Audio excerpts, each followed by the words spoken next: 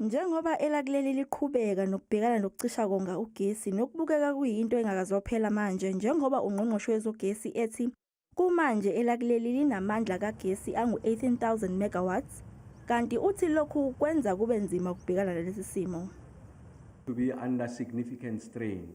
As I talk to you just this morning, the Eskom generation fleet has experienced unplanned outages, what we call the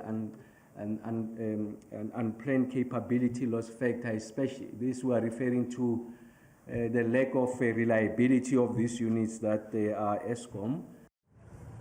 Ungqongqoshe ube esebala izikhungo ezibhekene nengcindezi yokuhluleka ukukhiqiza amandla kagesi kulezi insuku njengoba izwe libhekene nesigaba sesithupha se-load shedding. Uphinde waveza ukuthi njengoba izwe lizobhekana nesikhathi sasebusika, lokhu kuyaphoqa ukuthi okungenani izwe lingendluli esigabeni sesithupha sokucisha konga ugesi. With Eskom being forced to implement stage 6, and as Eskom's communication has been saying that it's stage 6 almost indefinitely.